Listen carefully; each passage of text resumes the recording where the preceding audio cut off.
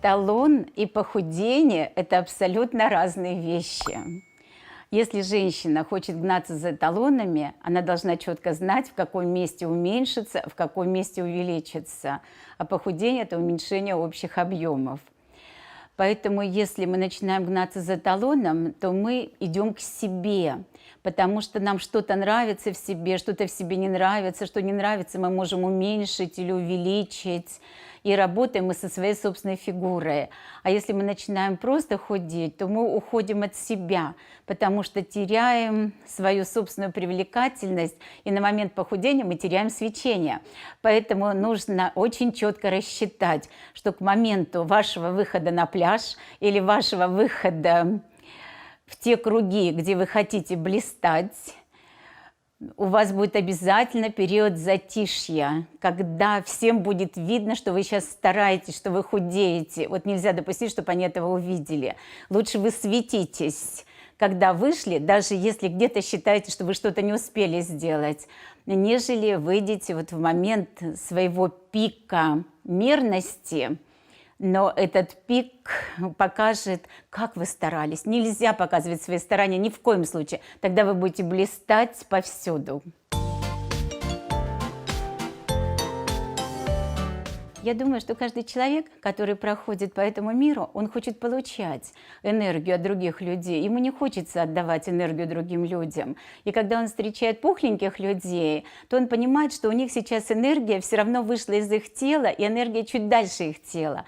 Когда он встречает очень худых людей, там все наоборот. Там энергия немножко внутри тела. И когда вы подходите к худому человеку, все равно часть вашей энергии они затягивают в себя. А когда подходите к полному человеку, наоборот, часть его энергии вы затягиваете в себя. Поэтому очень интересно наблюдать именно энергообмен между телами. Диеты всегда полезны. Диеты, они так и называются диетами, что на данный момент данному телу необходимо попитаться теми или иными продуктами. Другое дело, что когда диеты вышли из среды медицины и отправились гулять просто по народу, то там уже, конечно, все может быть. Потому что что-то недоучли, что-то недосчитали, что-то не выверили. А так диеты ведь всегда существовали в медицине, чтобы очень быстро восстановить тело. И если говорить о состоянии самого тела, тело всегда лучше всего знает, что ему сейчас необходимо.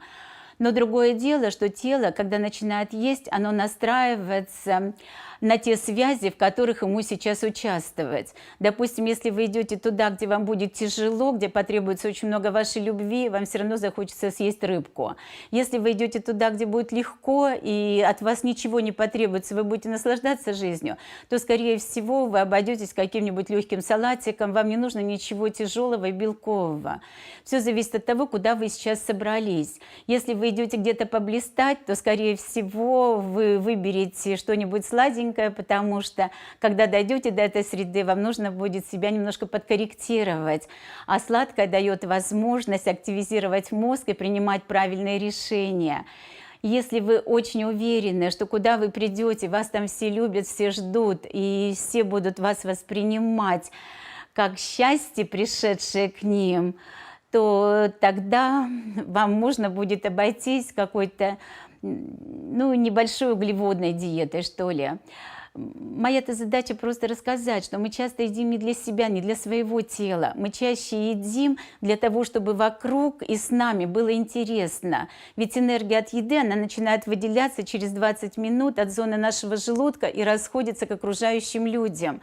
И в зависимости от того, что мы съели, эти связи будут разные. У тяжелого продукта это будет небольшая связь, но она достаточно подъемная.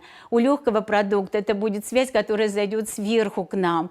То есть каждый продукт дает какую-то связь или радужного наклона, или наоборот, антинаклона. И бывают длинные связи, вот от салатов бывают очень длинные связи, очень тонкие связи, от десертов, наоборот, бывают очень размытые связи. Все зависит от того, что мы хотим. А главное, нам надо отделить, это я делаю для себя или я это делаю для окружающих.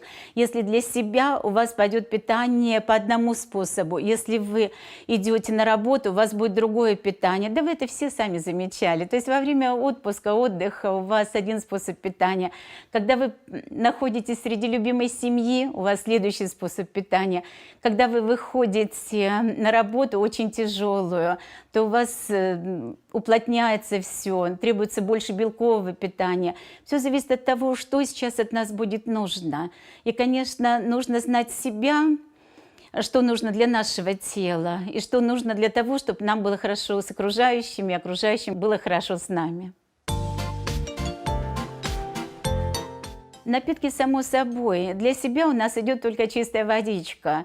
И еще 2 напитка, которые нам помогают. Если нам нужно замедлиться очень сильно, чтобы встретиться с окружающим адекватно, мы начинаем выбирать молочные, кисломолочные продукты. Если, наоборот, надо ускориться, допустим, мы идем к очень умным людям, нам нужно принять важное решение, и мы понимаем, что от этого решения практически наша жизнь зависит, тогда мы выбираем напиток с лимоном и обязательно какой-нибудь чай или травяной настой, который нас соединит с окружающими людьми. Если нам, наоборот, нужно удержаться, свою индивидуальность показать, ни в коем случае ни с кем не пересечься, чтобы узнали только нас. Тогда мы начинаем выбирать совершенно другого рода напитки, типа цикория, кофе и так далее, вот такие очень сильно коричневые напитки. Если нам нужно поговорить совсем с маленьким ребенком, тогда лучше попить молочко или что-нибудь такое замедляющее нас. То есть все зависит от того, куда мы идем, зачем мы идем и как мы идем. А чисто для нашего организма, кроме как чистой воды, ничего и не нужно. Вот почему мы сейчас так часто переходим просто на чистую воду, и даже, чтобы мы не пили, всегда перемежаем свой рацион чистой водой.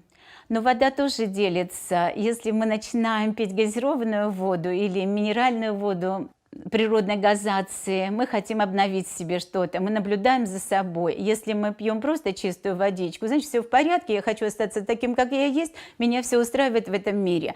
Если меня что-то не устраивает, мы тут же берем, чтобы был газ, чтобы были эти шарики, которые дали возможность нашего подъема для улучшения жизни.